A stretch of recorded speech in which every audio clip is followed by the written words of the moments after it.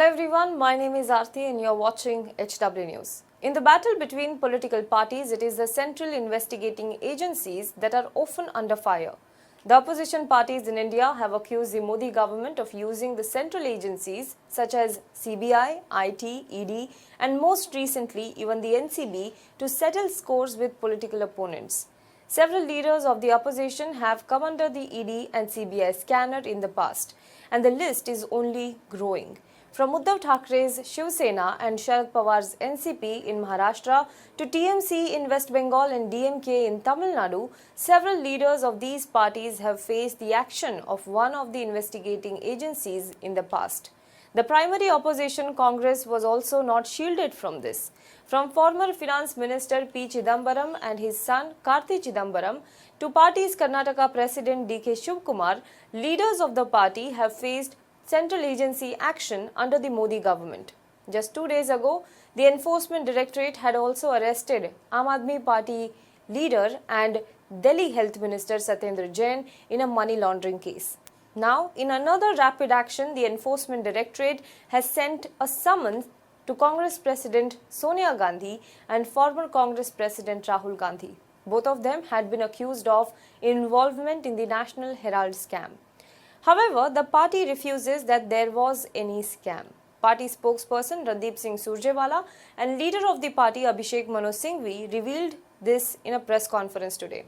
Congress said that the case pertains to money laundering allegations in the 2011-12 National Herald case, while Rahul Gandhi has been asked to appear before the agency on June 2nd, which is tomorrow. Sonia Gandhi, on the other hand, has been asked to appear before the agency on June 8th. However, the party said that since Rahul Gandhi is not in the country at present, they have sought more time for Rahul to appear. The Congress has also alleged that the case was closed in 2015 itself, but the Modi government transferred the then ED chief and opened the case again. The party drew a comparison between the British and Modi government and said that the National Herald was then suppressed by the Britishers. Modi government today is doing the same.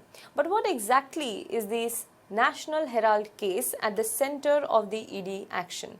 Let us understand this in today's video, but before that, amid the relentless coverage of Mandir Masjid issue, we stand here to speak the truth.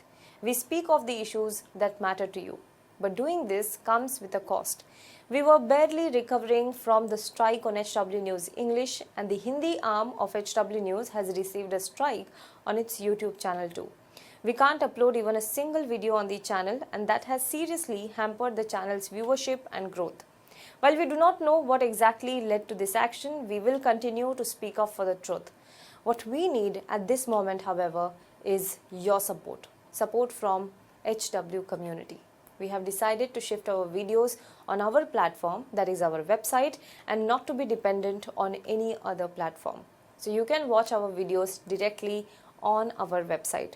I will share the details of it soon, but in the meantime, watch our videos, share it with people and comment below it to help increase our reach. Now coming back to the topic, the National Herald case relates to an equity transaction in which Congress President Sonia Gandhi and her son Rahul Gandhi are accused of allegedly misappropriating assets of Associated Journals worth over 2,000 crore rupees by paying a paltry sum of just 50 lakh rupees.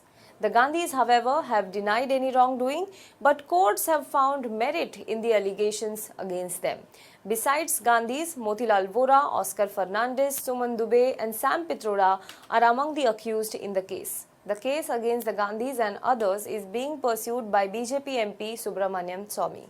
The National Herald case involves three key players, that is Associated Journals, Young India Limited and the Congress Party. So let us go one by one. Let us first understand what exactly is Associated Journals Limited. The Associated Journals Limited was the publisher of National Herald, a newspaper that was launched by former Prime Minister Jawaharlal Nehru. The AJL too was founded by Nehru in 1937. Besides Nehru, about 5,000 other freedom fighters were stakeholders of the AJL, but these numbers came down to just about 1,000 in 2010. The Associated Journals Limited had its registered office at Herald House, ITO of New Delhi. Now, the next question. What is Young India Limited? Young India Limited was set up in November 2010. It was set up by Congress President Sonia Gandhi and her son Rahul Gandhi. They together hold a majority share of 76%, while rest 24% of the stake was held by Motilal Vora and Oscar Fernandes, 12% each. The Young India Limited too had its registered office at Herald House at ITO, New Delhi. Now the question is, how does Congress come into the entire picture? The National Herald newspaper had become a defunct entity. It was no longer in print due to losses. Then the Congress thought of reviving the newspaper, which it says had played a role in the freedom movement. The Congress went ahead and granted 90 crore rupees interest-free loan to the AJL. The money was, the party said, to help initiate a process to bring the newspaper back to health. However, the newspaper could not be revived and the AJL failed to repay the loan to the Congress party. So the next question is, what exactly is the alleged scam? In 2010, the Congress party, which was the original lender to Associated Journals Limited, assigned the debt to Young India Limited. Following this, AJL now had to pay back 90 crore rupees to Young India Limited. But as AJL was not in a position to pay back the loans, it transferred all its shareholding to Gandhis owned Young India Limited. And for this, Young India Limited paid just 50 lakh rupees. Now the charges against Gandhis are that they took over a publicly held company with prime real estate properties worth over 2000 crore rupees, which had about thousands of stakeholders, by paying just 50 lakh rupees. In December 2015, former Law Minister Shanti Bhushan said that his father, Vishwamitra, was also one of the shareholders of the AJL. But Bhushan said that he was neither informed nor was his consent sought while transferring the shares to Young India Limited. Vishwamitra, Bhushan said, had 5 preferential shares more than what Nehru had. Nehru had just 3 shares worth 500 rupees. He also said that Kailash Nath Kadjul, the late Congress leader and ex-Chief Minister of Madhya Pradesh, had 7 preferential shares and 131 ordinary shares worth 2000 rupees. Now, what does Subramanian Swamy say? In November 2012, Subramanian Swamy filed a private complaint alleging that the Gandhis had committed fraud by acquiring a publicly owned company through their own Young India Limited.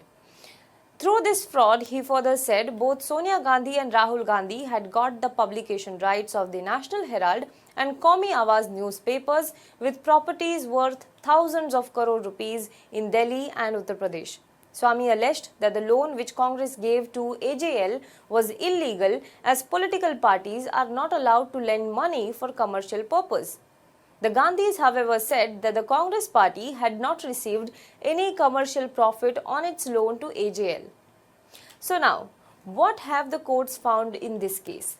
In June 2014, Metropolitan Magistrate Gomti Manocha summoned all the accused in the case, including the Gandhis. She said that evidence before her suggested that Young India Limited was in fact created as a sham or a cloak to convert public money to personal use to acquire multi-crore assets of Associated Journal Limited.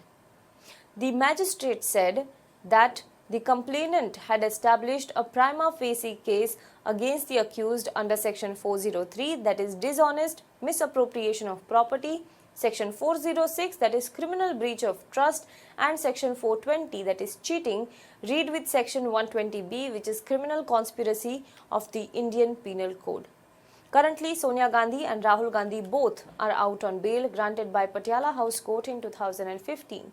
But the party denies the allegations. Speaking to reporters, Congress leader Abhishek Manu Singhvi today defended the party and said, in 2015, the ED had closed the National Herald case, but the government did not like it and it removed the ED officials concerned, brought in new officials and reopened the case. This is to divert attention from inflation and other raging problems in the country. Party spokesperson Randeep Singh Surjewala has also said that we will not get frightened and we will not bow down. Let us hear what they had to say. Young India cannot use money in any form which it gets, because it can neither pay dividend nor accumulate profit by which it can give out the money.